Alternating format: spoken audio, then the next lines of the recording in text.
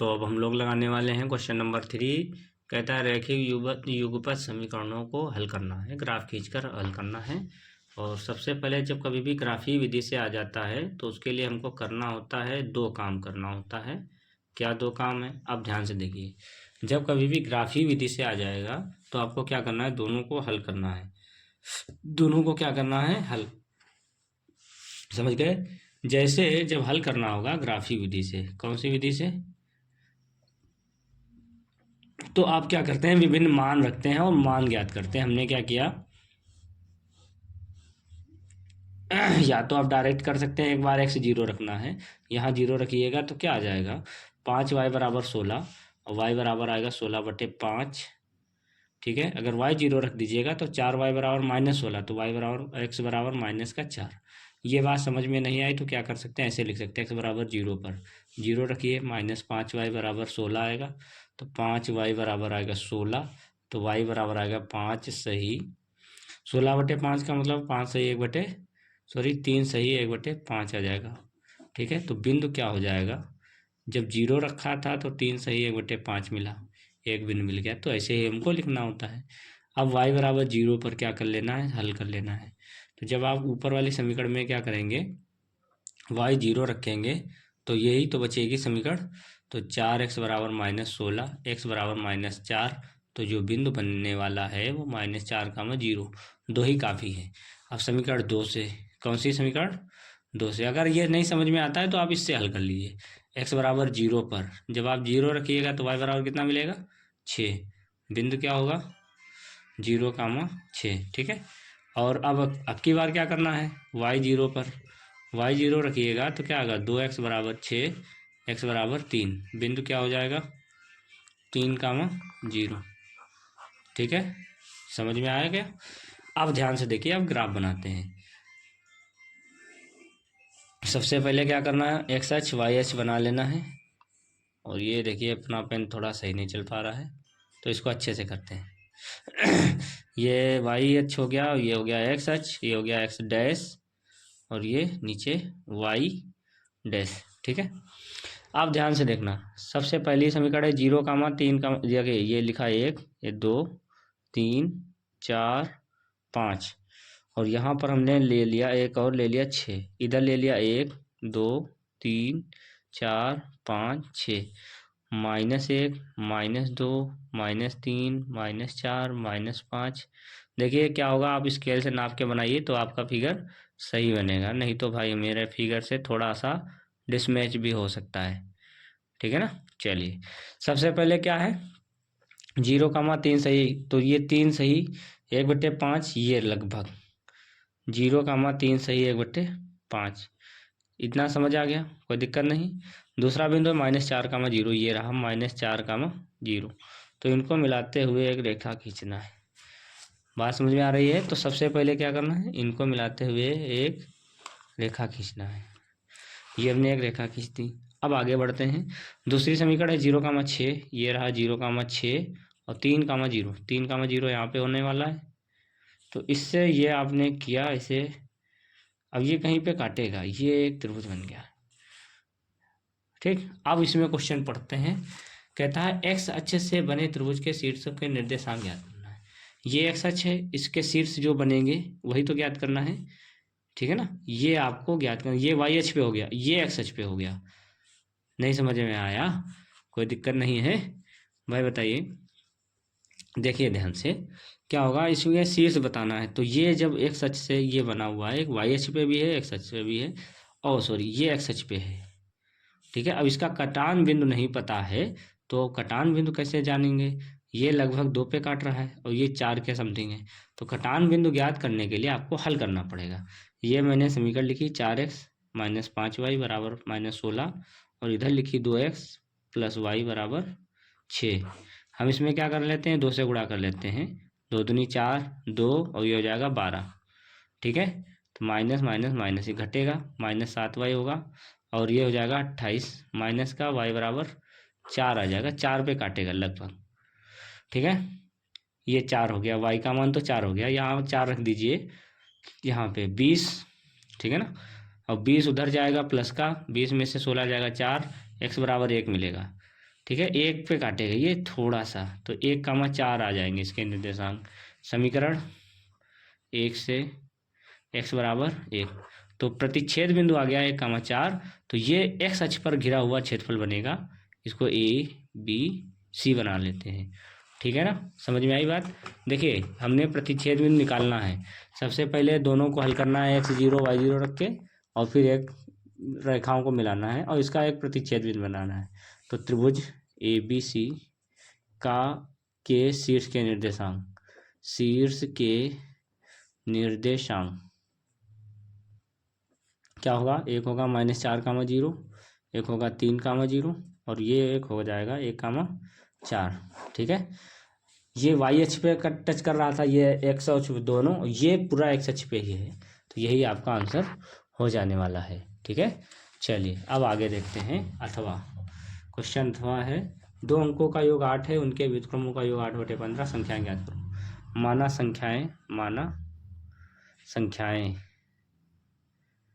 संख्याएं एक एक्स मान लेते हैं और एक मान लेते हैं 8 - x। कैसे भाई, दोनों को जोड़िए, 8 ही तो आएगा। ठीक है ना, और उनके व्युत्क्रमों का योग प्रश्नानुसार। अब चलेंगे किससे, प्रश्नानुसार। ठीक है ना, तो इनके व्युत्क्रम 1/x, 1/8 - x, इनके व्युत्क्रम का योग 8/15 दिया हुआ है। ठीक, संख्या ज्ञात करना है। चलिए इसकी इधर गुणा कराइए, 8 - x + x बटे x गुणे 8 - x, 8/15, तो ये 8 बचेगा।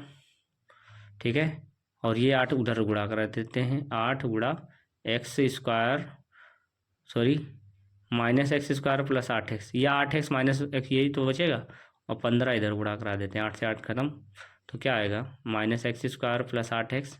इसको इधर ले आते हैं, x² - 8x + 15, 5 × 15 होता है, x² - 5x -3x -15 बराबर 0। x कामन तो x - 5, और फिर माइनस का 3 कामन, तो x माइनस का 1 मिनट, वही गड़बड़ हो जाएगा। अगर आप इस प्रकार से करेंगे तो संख्या इस प्रकार से गड़बड़ हो रखी है, दोबारा चेक कर लिया जाए। इनके व्युत्क्रम का योग है ये, अच्छा हाँ, ये प्लस का 15 चल रहा है, तो ये माइनस कामन लेंगे तो ये हो जाएगा, तो x - 5 बचेगा और x - 3 बचेगा। 1 - 5 0 के बराबर, तो x बराबर 5, और x - 3 0 के बराबर, तो x बराबर 3। तो x बराबर 5 क्या होगा, x बराबर 5, तब दूसरी संख्या क्या आ जाएगी, दूसरी संख्या आ गया 8 - 5 यानी 3। तो संख्याएं आपकी हो गई हैं या तो 5 3 या 3 5, बात तो एक ही है। ठीक है, उल्टा भी लिख सकते हो, सीधा भी लिख सकते हो। तो इस प्रकार से ये दोनों क्वेश्चन आ जाएंगे। ठीक है, अगला क्वेश्चन, एक मंदिर की ऊंचाई 15 मीटर है। मंदिर के शीर्ष से सड़क के दूसरी ओर बने भवन के शीर्ष का उन्नयन कोण 30, भवन के पाद का उन्नयन कोण 45, सिद्ध कीजिए भवन की ऊंचाई इतनी। बहुत सिंपल है। मान लिया एक मंदिर है, ये आपने एक मंदिर बना लिया, छोटा सा मंदिर है। ठीक, ये इस पे झंडा लगा दिया, ये मंदिर है। मंदिर की ऊंचाई ए बी मंदिर मान लिया, माना ए बी मंदिर है, ए बी क्या है, मंदिर है। ठीक, ये 15 मीटर ऊंचा मंदिर है। ठीक, आगे सुनो। अब कहता है मंदिर के शीर्ष से सड़क के दूसरी ओर बने भवन के शीर्ष का, अब जो भवन बना होगा वो ऐसे जमीन से ही तो बना होगा, ये इसके मंदिर के शीर्ष से भवन के शिखर का क्या दे रखा है, मंदिर के शीर्ष के सड़क के दूसरी ओर बने भवन के शीर्ष का उन्नयन कोण 30 अंश है, ये ऊपर का 30 अंश है। ठीक है, अब आगे देखिए, भवन के पाद का उन्नयन कोण, जो भवन बना हुआ है ये मंदिर हो गया आपका, और दूसरी ओर एक भवन बना हुआ है। ठीक है ना, तो इसका पाद ये हुआ, तो इसके अकॉर्डिंग ये हुआ, ये पूरा नहीं है, ये मंदिर है, मंदिर की ऊंचाई इतनी है। ठीक है, और इस टोटल ऊंचाई को h मान लिया जाए, क्या मान लिया जाए, h। तो ये आप क्या करिएगा, ये वाली निकल के आएगी h - 15, टोटल h मान लिया है, तो ये h - 15 आ जाएगी, सिंपल है। तो भवन के पाद का उन्नयन कोण क्या होगा, 45, तो ये 45, तो ये भी 45, ये दूरी x मान लेते हैं, तो ये भी दूरी क्या मान लेते हैं, x। अब यहाँ पे ए बी मान लिया था, तो मान लेते हैं इसको सी डी ई। ठीक है ना, समझ में आ गया। तो हमें बताना है, भवन की ऊंचाई ज्ञात करना है। तो बहुत अच्छे से देखेंगे।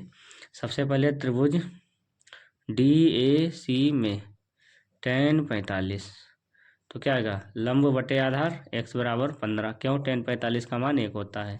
अब आगे देखते हैं त्रिभुज EBD में, तो tan 30 क्या आएगा, लंब बटे आधार, tan 30 का मान इतना होता है और h माइनस 15 बटे x, इसकी तरफ गुणा कराना, तो √3 गुणा h माइनस 15, x का मान कितना है 15।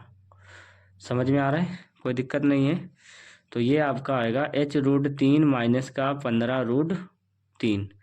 ठीक है, अब ये वाली लाइन में यहाँ पे लिख रहा हूँ, इस डिब्बे में लिख रहा हूँ, तो आपको समझ लेना है। इसको उधर भेजिए, तो क्या आएगा 15 + 15√3 बराबर h√3। तो ये 15 कॉमन लेना, तो क्या आएगा √3 + 1 और बटे में √3। ठीक है, इतना समझ में आ गया है। अब इसमें क्या कर सकते हैं, इसमें हम क्या कर सकते हैं, परिमेयकरण करा सकते हैं √3 का। तो √3 गुणे √3, ऊपर भी √3 से ऊपर नीचे गुणा, तो ये 3 बचेगा, 3 बचे 15।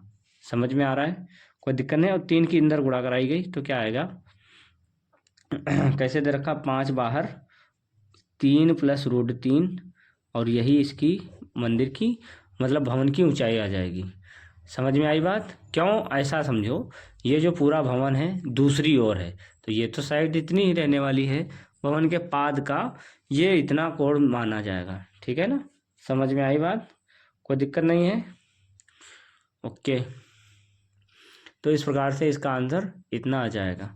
चलिए अब इसी का अथवा देखते हैं। एक भवन के शीर्ष से स्तंभ के शीर्ष का उन्नयन कोण 60 अंश है। भवन के शीर्ष से स्तंभ के पाद का अनुमान 45 है, स्तंभ की ऊंचाई 40 है। तो ये क्वेश्चन, इस क्वेश्चन में क्या दिक्कत है भाई, ये बिल्कुल इसमें मंदिर दिया था, इसमें दिया हुआ है भवन, तो इसमें 40, इसमें 15, बिल्कुल वैसे क्वेश्चन है, कैसे करना आपको ही है। अब हम लोग क्वेश्चन लगाने जा रहे हैं 5 नंबर।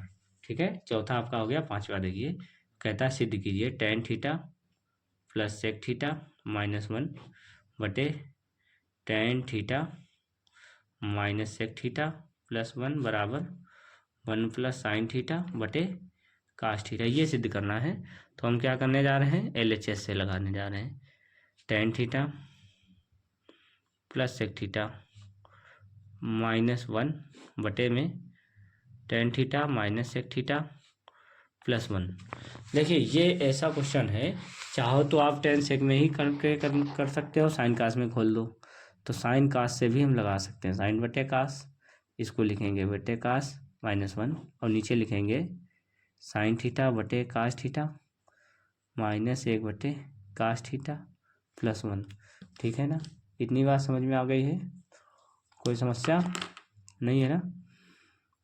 अब हर बराबर करते हैं, तो जब हर बराबर करिएगा तो sine theta plus cos theta, sorry ये देखिए नीचे कास थीटा कॉमन लीजिए, तो ये यहाँ पर हम दोबारा कर देते हैं, क्या होगा sine theta plus 1 minus cos theta बटे कास थीटा, फिर नीचे होगा साइन थीटा माइनस 1 और प्लस का कास थीटा बटे कास थीटा। कैसे, अब ये भी तो समझना जरूरी है। देखिए जब आप क्या करिए, कास थीटा लीजिएगा, तो इसके नीचे तो कास है नहीं, तो ऊपर नीचे कास से गुणा करनी होगी, इसमें भी कास थीटा से ही गुणा करनी होगी। तो आपके पास बच गया है sine theta minus cos theta plus 1, और यहाँ बच गया है sine theta plus cos theta minus 1। देखिए दोनों को एक जैसा बनाना है, दोनों को कैसा बनाना है, एक जैसा। तो हम क्या करने वाले हैं, इसको ऊपर लिखना sine theta minus common cos theta minus 1, और नीचे लिखना sine theta plus cos theta minus 1। देखिए ऊपर नीचे से बन गया, केवल प्लस और माइनस का ही फर्क है। किसका फर्क है, प्लस माइनस का ही फर्क है। ठीक है, तो अब जब प्लस माइनस का फर्क है, तो अब इसमें करने वाले हैं परिमेयकरण। क्या करने वाले हैं, परिमेयकरण। समझ में आ रहा है, तो यहाँ पे हम इसको लिखेंगे sine theta plus cos theta minus 1। ये देखिए ए मान लेते हैं, ये ए और ये बी। तो अब हम इसमें क्या करने वाले हैं, परिमेयकरण। तो ये होगा sine theta minus cos theta minus 1, sine theta minus cos theta minus 1। जब देखिए ऊपर दोनों सेम है तो क्या होगा, sine theta minus cos theta minus 1 पूरे का होल स्क्वायर, नीचे A plus B A minus B क्या होगा, A square minus B square. इतना समझ आ गया, कोई दिक्कत नहीं है। अब इसका होल स्क्वायर खोलिए, क्या होगा, A square plus B square cos theta minus 1 का whole square minus 2ab sine theta और कास थीटा माइनस 1। क्लियर है। यहाँ पर क्या होगा, ए स्क्वायर ऐसे रखो, साइन स्क्वायर ऐसे रखो, और यहाँ पर सूत्र खोल देना है। क्या सूत्र खोल देना है, तो इसका जब आप सूत्र खोल दीजिएगा तो ये होगा A square plus B square minus 2ab। ऊपर देखिए इसका भी सूत्र खोलना, साइन स्क्वायर थीटा, इसका सूत्र खोलना क्या होगा, A square plus B square minus 2ab minus का 2 से गुणा करा दीजिए या ऐसे रहने दीजिए, 2 sine theta cos theta minus 1। नीचे देखिए sine square minus cos square minus 1 plus का 2 कास थीटा। इतनी बात समझ में आ गई है। देखिए ये काफ़ी बड़ा क्वेश्चन है, छोटा नहीं है, तो इसको आप हल्के में नहीं ले सकते हैं। अब देखिए जब आप लगाने बैठिएगा तो हो सकता है आपको मुश्किल है। अब यहाँ से आप इसका स्क्रीनशॉट ले सकते हैं, ठीक है। मैं इतना रोक दिया, इसको वीडियो रोक करके स्क्रीनशॉट लीजिए। अब आप क्या करिए, इसको हल कीजिए, थोड़ा सा हल कीजिए। कैसे हल कीजिए, अब यही वाली लाइन, ये तो हो जाएगा 1 और ये 1 कितना हो जाएगा 2, तो ऊपर हो जाएगा 2 माइनस का 2 कास थीटा माइनस का 2 साइन थीटा और कास थीटा माइनस का 1। ठीक है। अब नीचे वाले को थोड़ा सा चेंज करना है। कैसे चेंज करना है, ऊपर लिखा हुआ है, नीचे लिखा है साइन स्क्वायर थीटा माइनस 1 और माइनस कास स्क्वायर थीटा लिखा हुआ है और प्लस का 2 कास थीटा लिखा हुआ है। ये देखिए, ठीक है। अब देखिए चेंज कैसे करना है, ऊपर से तुम क्या कॉमन ले सकते हो, 2। अगर माइनस का कॉमन ले लो तो ज़्यादा ही बढ़िया है। चलिए 2 ही कॉमन लेते हैं तो आएगा 1 माइनस कास थीटा। यहाँ से माइनस कॉमन लेने वाले हैं तो माइनस माइनस क्या हो जाएगा, प्लस 2 साइन थीटा और ये होगा 1 माइनस कास थीटा। माइनस इसलिए क्योंकि एक जैसा बनाना है। इसको हम माइनस कास स्क्वायर लिख सकते हैं। भाई देखिए 1 माइनस साइन स्क्वायर होता है, 1 माइनस साइन स्क्वायर किसके बराबर होता है, कास स्क्वायर के बराबर। तो यहाँ पर अगर लिखा हुआ है साइन स्क्वायर माइनस 1 तो माइनस नहीं लिख सकते हैं, तो बात तो वही हो गई, तो माइनस आ जाएगा। ठीक है। तो यहाँ पर ये माइनस का कास स्क्वायर थीटा और प्लस का 2 कास थीटा। देखिए दोनों के पास है 2 1 माइनस कास थीटा कॉमन लेना। ठीक है ना, समझ में आया, कोई दिक्कत। और बचेगा कितना, बचेगा 1 प्लस साइन थीटा बचेगा। ये जब पूरा कॉमन ले लेंगे तो साइन थीटा तो बचेगा। नीचे क्या हो गया, 2 cos theta minus 2 cos square theta, ऊपर 1 माइनस कास थीटा और 1 प्लस साइन थीटा। नीचे 2 कास थीटा कॉमन, बचेगा 1 माइनस कास थीटा। ये और ये कटेगा, 2 से 2 कटेगा। जो सिद्ध करने वाला था वो आ चुका है। ठीक है, समझ में आया, कोई दिक्कत नहीं होनी चाहिए। ओके, तो समझ गए हैं। सबसे पहले क्या करना है, साइन कास में खोलना है। साइन कास में जब खोल देना है परिमेयकरण कराना है। परिमेयकरण कराने के बाद आपको इससे हल करना है। ये आप स्क्रीनशॉट इसका ले सकते हैं। ओके, और दूसरा वाला अपने आप कराना है। कैसे कराना है, परिमेयकरण करा के इसमें क्या करा देना है, 1 प्लस साइन से ऊपर नीचे गुणा कराना है, आंसर आ जाएगा। Okay, thank you.